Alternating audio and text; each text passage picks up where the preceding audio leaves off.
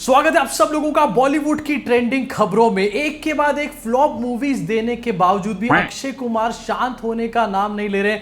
ऐसा लग रहा है शायद अपनी वाइफ के सामने ही शांत होते हुए। खैर वो तो सारे ही पति हो जाते हैं, लेकिन मुद्दे की बात यहां पर है कि इनकी एक और मूवी का पोस्टर सामने आ चुका है। मतलब पिछली मूवी अभी फ्लॉप होकर उतरी भी नहीं है और नई मूवी का पोस्टर फ्लॉप होने के लिए रेडी हो चुका है। मूवी का नाम है खेल खेल में। यस, आपकी स्क्रीन के ऊपर इसका पोस्टर होगा। मुदस्सिर अजीज इसके डायरेक्टर हैं और इसमें आपको तापसी पन्नू, वानी कपूर, एमी विर्क भी देखने को मिल जाएंगे। भाई एमी विर्क एक बार बैड न्यूज में हमारे को दिख चुके हैं और अब यहां पर हमारे को दिखने जा रहे हैं अक्षय कुमार के साथ। कहीं एमी विर्क आने वाले टाइम में दिलजीत दोसांझ तो नहीं बनने वाले बॉलीवुड के अंदर? और अगर ऐसा होता है तो दिलजीत दोसांझ के लिए एक बहुत बड़ा चैलेंज हो जाएगा यहाँ पे। अक्षय कुमार यहाँ पर इस टाइम पर इतने बड़े फ्लॉप हो चुके हैं कि पिछली मूवी में जब वो टाइगर श्रॉफ के साथ नजर आए थे तो टाइगर श्रॉफ भी उनसे ज्यादा कम फ्लॉप लग रहा था यहाँ पर। अब मूवी का नाम तो है खेल खेल में, लेकिन अक्षय भाई आप रियल खेल तो अपने ऑडियंस की फीलिंग के साथ खेल रहे हो यार।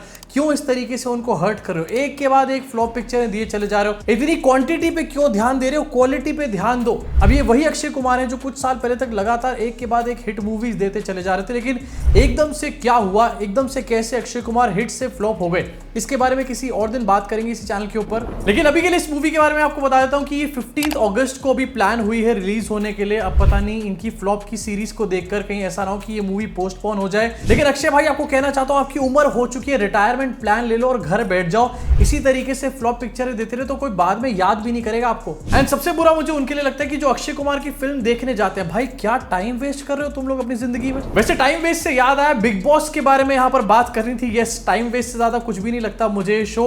बिग बॉस के ऊपर मुसीबतों के बादल इस टाइम पर मंडरा रहे हैं। यस, वो बिग बॉस जो कि कंटेस्टेंट्स के ऊपर मंडराते रहते हैं, उनको धमकाने का काम करते हैं। उसी बिग बॉस की इस टाइम पर पनौतियां लगाने पर तुली हुई महाराष्ट्र सरकार आपको दिखाना चाहता हूं। बिग बॉस को बंद करवाने की यहां पर बातें चल रही हैं। शिवसेना के एक बड़े नेता हैं, वो बिग बॉस को बंद कराने की बात कर रहे हैं और ये कह रहे हैं कि बिग बॉस के अंदर वल्गैरिटी को प्रमोट किया जाता है। वैसे रिसेंटली एक क्लिप देखी थी मैंने अरमान मलिक की अपनी वाइफ के साथ वाली। उस क्लिप को देखकर मुझे ऐसा लग रहा है कि हाँ यार, एक्चुअली में वल्गैरिटी को कहीं ना कहीं बढ़ावा दिया जा रहा है। पहले तो यहाँ पर पॉलीगैमी को बढ़ावा दिया जा रहा था। अरमान मलिक भाई साहब आए थे दो बीवियां लेकर, और अब वल्गैरिटी की सारी हदें यहाँ पर पार हो चुकी हैं। वैसे जिस हिसाब से बिग बॉस की रेपुटेशन और गिरती चली जा रही है, इस बार हमने देखा कि इनको ढूंढने पर भी कॉन्टेस्टेंट्स नहीं मिल रहे थे।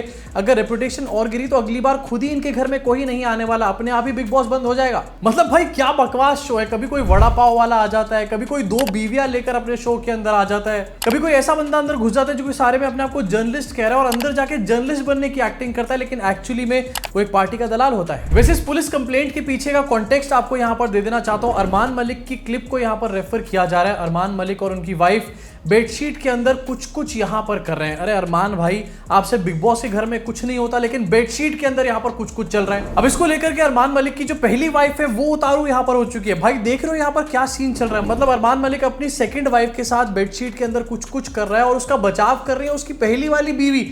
भाई ये क्या चल रहा है यहाँ पे? अब ये कुछ जो है ये क्या है, अभी तक एस्टैब्लिश सही तरीके से नहीं हो पाया, लेकिन अपेरेंटली लोग ये कह रहे हैं कि ये बहुत ज्यादा कुछ है। अब इसके अंदर एक बहुत बड़ी आयरनी ये भी छुपी हुई है कि थोड़े दिन पहले यही अरमान मलिक ने एक बंदे को थप्पड़ मारा था ये कह के कि तूने मेरी बीवी को गलत नजरों से देखा। लेकिन अब यही अरमान मलिक और 10 मर्दों के सामने अपेरेंटली अपनी वाइफ के साथ पता नहीं क्या कर रहा है बेडशीट के अंदर। देखो वैसे इस बात की अभी तक कोई पुष्टि नहीं हो पाई कि ये अरमान मलिक ही है या फिर ये इंडिया वाला बिग बॉस ही है या फिर बिग बॉस OTT का यही सीजन है, लेकिन जो भी अभी तक हमने क्लिपिंग्स देखी है इससे रिलेटेड, लग ऐसा ही रहा है कि यार अरमान भाई ही है ये। वैसे अगर बिग बॉस का यही हाल रहा तो बिग बॉस आने वाले टाइम पे आपको जियो पे नजर तो नहीं आने वाला, ये डेफिनेटली आपको ऑल्ट बालाजी पे नजर जरूर आ जाएगा। एकता कपूर भाग रही होंगी इस टाइम पर उनके साथ डील साइन करने के लिए। इंटरनेट के ऊपर भी इस चीज को लेकर इस टाइम पर काफी ज्यादा आउटेज चल रहा है और चलना भी चाहिए। यहाँ पर भाई साहब की नीड्स इतनी ज्यादा है कि वो कंट्रोल ही नहीं हो रही है। एक टाइम पर ये बिग बॉस फैमिली शो हुआ करता था, लेकिन अब की हरकतों को देखकर ऐसा लग रहा है कि ये बिग बॉस फैमिली शो नहीं बल्कि फैमिली प्लानिंग शो बन चुका है। इस न्यूज के साथ आगे बढ़ना चाहता हूं और एक बैड न्यूज के बारे में, मतलब बैड न्यूज फिल्म की एक न्यूज के बारे में बात करना चाहता हूं। यहां पर एक कंपैरिजन शुरू हो चुका है बिना किसी बात के